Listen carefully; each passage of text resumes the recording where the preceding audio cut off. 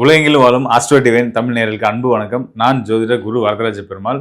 இந்த நிகழ்ச்சி மூலிமா உங்களெல்லாம் சந்திக்கிறதுல மிக்க மகிழ்ச்சி. நம்ம என்ன பார்க்க போகிறோம் அப்படின்னா, தமிழ் மாத ஆனி மாத பலன். இந்த ஆனி மாதம் உங்களுடைய ஒவ்வொரு ராசிகளுக்கும் என்ன மாதிரியான பலன்களை கொடுக்க போகிறாங்க அப்படின்றத பார்க்க போகிறோம். உள்ளபடியே ஒரு விஷயத்த நான் முதலே சொல்லிடுறேன். நிச்சயமாக தைரியமாக நீங்கள் காணொலியை பார்க்கலாம். ஏதாவது நைட்டு ஏதாவது சொல்லிடுவாங்களா அப்படின்லாம் பயமே வேண்டாம். நான் கொடுத்துருக்கக்கூடிய அதாவது கோச்சார நிலைகளில் நம்ம ஆய்வு பண்ணி ஒவ்வொரு ராசிக்கும் என்னென்ன நிலையில் ஒவ்வொரு கிரகமும் இருந்துட்டு இருக்காங்கன்றது ஆண்டு கிரகங்களையும் எடுத்துக்கிட்டு மாத பலன் நம்ம சொல்கிறதா இருந்தால் கூட ஆண்டு கிரகங்களையும் கணக்கில் எடுத்து அவங்களோட வேலை சிறப்புகள் என்னவா இருக்குது அப்படின்லாம் பார்த்து துல்லியமாக உங்களுக்கான பலன்கள் கொடுக்க போகிறேன். மேஷம் முதல் மீனம் வரையான 12 ராசிக்காரர்களுக்கும் உங்களுக்கான தனித்துவமான பலன்களை கொடுத்துருக்கிறேன். நிச்சயமாக தொடர்ந்து காணொலியை பாருங்கள், உங்களுக்கு நிச்சயமாக பயனுள்ளதாக இருக்கும். ரிஷபராசிக்காரர்களுக்கு இந்த ஆனி மாதம் மிக சிறப்பான உன்னதமான யோக காலம் அப்படின்னே சொல்லலாம். காரணம் என்னென்னா, கிரக நிலையில் தெரிஞ்சுக்கும், கோச்சார கிரக நிலையில் தெரிஞ்சுக்கலாம். உங்கள் ராசிக்கு மற்ற கிரகங்கள்லாம் என்னென்ன நிலையில் இருக்காங்கன்றதை நம்ம தெரிஞ்சுக்கலாம்.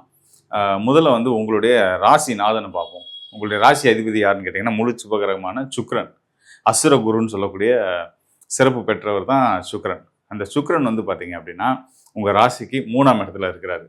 நம்ம மாத பலன் வரும்போது பார்த்தீங்கன்னா ராசிநாதனோட நிலை ரொம்ப முக்கியம்.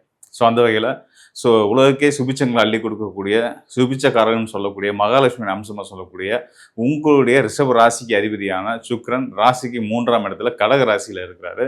அது ஒரு சிறப்பு.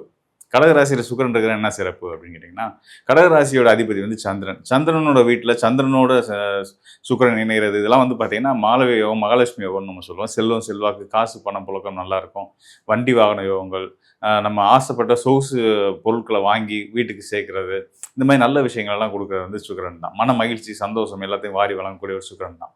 அவரே உங்களுக்கு ராசிநாதனை ராசிக்கு 6ஆம் இடத்து அதிபதியாக அவரே அவர் ராசிக்கு 3ஆம் இடத்துல இருக்கிறாரு.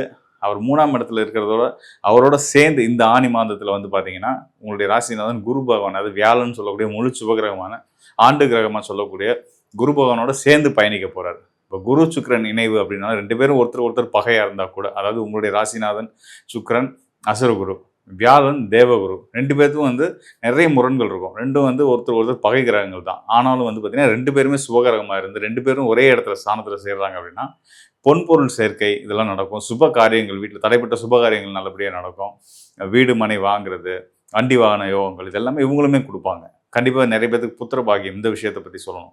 புத்திர பாகியம் வாங்குறது, இது நாள் வரைக்கும் தங்கம் வாங்கி ஒரு பொட்டுனால சேர்க்க முடியலன்னு வருத்தப்பட்டவங்களுக்கு பொன் பொருள் சேர்றதுக்கான ஒரு அற்புதமான காலம், பொன்னான காலம்னே சொல்லலாம் இந்த ஆனி மாதத்தை. அது மட்டும் இல்லாமல் உங்களுடைய இந்த பொன் பொருள் சேர்க்கை இதெல்லாம் குரு சுக்கிரன் கொடுக்குறாங்க, உங்கள் ராசிநாதன் கொடுக்குறாரு. இதெல்லாம் தாண்டி இதெல்லாம் நம்ம வாங்குறதுக்கு காசு வரணும்ல. காசு எங்கேருந்து வரும்? உழைச்சாதான் காசு வரும். அந்த உழைப்பை கொடுக்குறவர் யார்? சனி பகவான். சனி பகவான் எங்கே இருக்கார்? அவர் யார் ரிஷபராசிக்கு அப்படின்னு பார்த்தீங்கன்னா, ரிஷபராசிக்கு தொழில் ஸ்தானத்துக்கு அதிபதி, 10ஆம் இடத்து அதிபதி தான் தொழிலுக்கு அதிபதினு சொல்லுவோம். ஸோ அந்த வகையில் சனி பகவான் 10ஆம் இடத்து அதிபதியாக அவர் லாபஸ்தானத்தில் போய் இப்போ மீன ராசியில் அமர்ந்திருக்கிறார். அதாவது உங்கள் ராசிக்கு லாபஸ்தானம்ன்ற 11ஆம் வீடு. லாபஸ்தானத்தில் இருக்கக்கூடிய தொழில்காரன் லாபஸ்தானத்துக்கு வந்துட்டார். தொழிலும் லாபமும் சம்மந்தப்பட்ட தர்மகர்மாதிபதி யோகம். ஸோ சனி பகவானே உங்களுக்கு கொடுக்க போகிறாரு. அதாவது முழு சுபகிரகமான வியாழனும் சுக்கிரனும் கொடுக்கறத தாண்டி இயற்கை அசுபராக சொல்லக்கூடிய சனி பகவானும் கொடுக்க போகிறார். சனி பகவான் 10ஆம் இடத்து அதிபதியாக ஒரு லாபஸ்தானத்தில் இருக்கிறனால மட்டும் நமக்கு நல்ல பொருளாதார முன்னேற்றங்களை கொடுத்துருவாரா அப்படின்னா, அதையும் தாண்டி இன்னொரு ப்ளஸ் அதில் இருக்குது. என்னன்னு கேட்டிங்கன்னா, இந்த சனி பகவானுக்கு குரு மற்றும் சுக்கிரனுடைய பார்வை கிடைக்குது. அதாவது குருவுடைய பார்வை 9ஆம் பார்வை, குருவோட சேர்ந்த சுக்கிரனும் சேர்ந்து சனி பகவானுக்கு பார்வை கொடுக்குறாங்க. குரு பார்வை கோடி நன்மை, சுக்கிரன் பார்த்தா லட்ச நன்மை அப்படின்னு சொல்லுவாங்க. ஸோ அந்த வகையில் 2 சுபருமே சேர்ந்து சனி பகவானுக்கு லாபஸ்தானத்தில் இருக்க சனி பகவானுக்கு பார்வை கொடுக்குறதுனால நற்பெயரோட நம்ம செயல்படணும், நல்ல நெறியோட செயல்படணும், நியாய தர்மத்துக்கு கட்டுப்பட்டு செயல்படணும். அதன் மூலயமா நல்ல ஆதாயங்களை லாபத்தை நம்ம அடையணும் அப்படின்ற எண்ணங்களையும் சிந்தனைகளையும் கொடுத்து அதன்படி உங்களை எப்பயுமே வழி நடத்தி உங்களுக்கு இந்த குறிப்பிட்ட அந்த காலத்தில் நல்ல யோகங்களையும் கொடுக்கக்கூடிய நிலையில் இயற்கை அசுபரான சனி பகவானும் இருக்கார், இயற்கை சுபர்களான குருவும் சுக்கிரனும் இருக்கிறாங்க. இன்னும் முக்கியமாக பார்த்தீங்க அப்படின்னா ராகு இருக்கிறதுலே உச்சபட்சமான அசுப கிரகம் அப்படின்னு யாருன்னு கேட்டிங்கன்னா நம்ம ராகு பகவானை தான் சொல்லுவோம். ஏன்னா முழு நிழல் கிரகம் அவர் தான். நிழல் கிரகம் 2 சனி, ராகுவும் கேதுவும். இதில் ராகு தான் அசுப கிரகம், கேதுவை எல்லா சித்தர்களும் சுபகிரகமாக தான் சொல்லியிருக்கிறாங்க. ஸோ ஏன் ராகு அவ்வளோ கொடுமையானவர் அப்படின்னு கேட்டிங்கன்னா, சூரியனுடைய வெளிச்சத்தையே நமக்கு மறைக்கக்கூடிய கிரகணத்தை கொடுக்கக்கூடியவர் தான் ராகு. அப்போ வந்து நம்ம என்ன நினச்சிட்டோம், ஒளி கிரகம் சூரியன் தான் இங்கே பெருசு சோலார் சிஸ்டமில் நம்மளோட சூரிய குடும்பத்தில் அப்படின்னு நினச்சிட்டு இருக்கோம் இல்லையா. அந்த சூரியனே பூமியில் இருக்க நம்ம சூரியனுடைய வெளிச்சத்தையே பூமியில் இருக்க நமக்கு வரவிடாமல் தடுக்கக்கூடியது யாருன்னா இந்த நிழலான ராகு தான். ஸோ அப்போ ராகு தான் பவர்ஃபுல். இப்போ இந்த ராகுவோட நிலை ரொம்ப ரொம்ப முக்கியம் இல்லையா. ஸோ அந்த வகையில் ரிஷப ராசிக்காரருக்கு ராகு எங்கே இருக்காருன்னா தொழில் ஸ்தானத்தில் இருக்காரு. 10ல் ஒரு பாவியாவது வை அப்படின்னு சொல்லுவாங்க. அதாவது 10ஆம் தொழில் ஸ்தானம் சும்மா இருக்கக்கூடாது. அங்கே ஏதாவது ஒரு கிரகம் சுபகிரகமோ அசுபகிரகமோ யாரோ ஒருத்தர் இருக்கணும். அதில் குறிப்பாக பாம்பு, அதாவது இப்போ நம்ம கேதுவோ ராகுவோ இருக்கலாம். அதில் உச்சபட்சமாக அசுபகிரகமான ராகு இருக்கிறது ரொம்ப ரொம்ப சிறப்பு. ராகு 10ல் ராகு பல தொழில் யோகத்தை கொடுப்பாருன்ற வகையில் ரிஷபராசிக்காரர்களுக்கு பல வழியில் வருமானத்தை கொடுக்கக்கூடிய நிலையில் ராகுவும் சனியும் குருவும் சுக்கிரனும் இணைவு பெற்றிருக்கிறாங்க. கூடுதலாக உங்கள் ராசிக்கு யோகநாதன் சொல்லக்கூடிய புதன், ராசிக்கு தனஸ்தானம் சொல்லக்கூடிய 2ஆம் இடத்துல சூரியனோடு சேர்ந்து சம்பாத்தியக்காரன் சூரியனோடு சேர்ந்து உங்களுக்கு நல்ல செல்வாக்கு மதிப்பையும் சமூகத்தில் ஏற்படுத்தி கொடுக்க போகிறாரு. ஸோ எல்லா வகையிலையும் இந்த மாதம் உங்களுக்கு ஆணி மாதம் மிக சிறந்த ராஜயோகம் உன்னதமான காலமாக இருக்குன்றதை நீங்கள் தெரிஞ்சுக்கணும். மேலே வந்து பார்த்தீங்கன்னா, இப்போ நம்ம ஆனி மாத பலன்கள் பார்த்துட்டு இருக்கோம் இல்லையா. ஸோ இந்த ஆனி மாத பலன்கிறது வந்து கோச்சார கிரகங்களை அடிப்படையாக வச்சது. உங்களுடைய ராசிக்கு ஏனைய கிரகங்கள், அதாவது நவ கிரகங்களில் உங்கள் ராசி தவிர்த்து சந்திரன் தவிர்த்து ஏனைய கிரகங்கள் எங்கெங்கே இருக்கிறாங்க, ஆண்டு கிரகங்கள் எங்கே இருக்காங்க, மாத கிரகங்களோட நிலை என்னவா இருக்குது. ஸோ இதெல்லாம் வச்சு தான் இந்த மாதம் உங்களுக்கு இப்படி இருக்கும் அப்படின்றத வந்து நம்ம சொல்லியிருக்கோம். இது வந்து உங்கள் ராசி அடிப்படையிலான பலன்கள். ஸோ இதில் வந்து முழுமையாக இந்த மாதம் வந்து பார்த்திங்கன்னா, உலகத்தில் இருக்க எல்லோருக்குமே உலகத்துக்கே நன்மைகள் பல விஷயங்கள் நல்ல விஷயங்கள் நடக்கிறதுக்கான ஒரு துவக்க காலமாக இந்த ஆணி மாதம் இருக்குது அப்படின்றத நம்ம தெரிஞ்சுக்க முடிஞ்சிச்சு. ஸோ அந்த வகையில் எனக்குமே மிகப்பெரிய சந்தோஷம்தான்.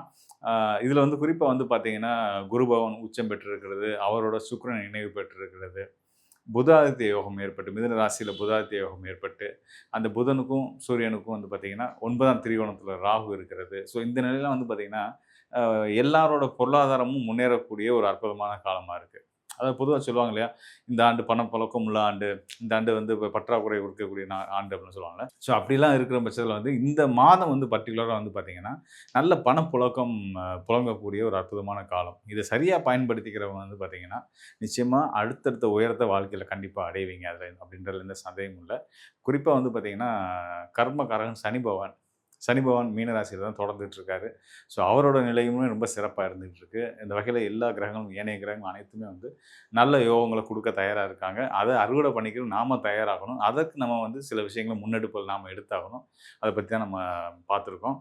மேலும் வந்து பார்த்திங்கன்னா, இப்போ நம்ம கோச்சார அடிப்படையில் பார்த்ததை தாண்டி உங்களுடைய இன்னும் துல்லியமான சரியான பலன்களுக்கு சுயஜாதக ஆய்வு கண்டிப்பான முறையில் அவசியங்க. அதை நம்ம வந்து தவிர்க்கவே முடியாது. ஒவ்வொருடைய தனிப்பட்ட ஜாதகத்திலையும் உங்களுடைய ராசிநாதன் யார், உங்களுடைய லக்ன நாதன் யார், உங்களுடைய ராசி நிற்கக்கூடிய நட்சத்திராதிபதி யார், உங்கள் லக்னம் நிற்கக்கூடிய நட்சத்திராதிபதி யார், இப்போ உங்களுக்கு உங்களோட சுயஜாதகத்தில் உங்களுக்கு நடந்துட்டு இருக்கக்கூடிய தசாபுத்தி என்னவா இருக்குது, தசாபுத்தி உங்களுக்கு யோகமாக இருக்கா, அந்த தசாபுத்தி கிரகங்கள் வந்து உங்களுக்கு சாதகமாக இருக்கா பாதகமாக இருக்கா, இப்படி பல விஷயங்கள் இருக்குது. இது எல்லாத்தையும் எடுத்து தான் வந்து நம்ம வந்து உங்களுக்கான இன்னும் துல்லியமான பலன்களை கொடுக்கவும் முடியும். ஸோ அதனால் வந்து இப்போ நம்ம கோச்சார அடிப்படையில் பார்த்தா ரொம்ப நிறைவாக திருப்தியாக எனக்கே ரொம்ப சந்தோஷமாக இருக்குது. இந்த மாதிரி ரொம்ப சிறப்பாக இருக்குது கோச்சார கிரகங்கள் அப்படின்னு சந்தோஷமாக இருக்குது. கூடுதலாக ஒவ்வொருத்தருக்கும் தனிப்பட்ட முறையில் உங்களுக்கு வந்து உங்களுடைய பலன்களை பற்றி எதிர்கால பலன்களை பற்றி தெரிஞ்சுக்கணும் விரும்புனீங்க அப்படின்னா இந்த டிஸ்பிளேல இருக்க என்னுடைய எண்ணுக்கு கண்டிப்பாக தொடர்பு கொள்ளுங்கள். நான் நிச்சயமாக உங்களுக்கு நல்ல ஒரு வழிகாட்டுதலை கொடுக்குறேன். நன்றி, வணக்கம் நண்பர்களே. மீண்டும் நல்ல ஒரு நிகழ்ச்சியை சந்திப்போம்.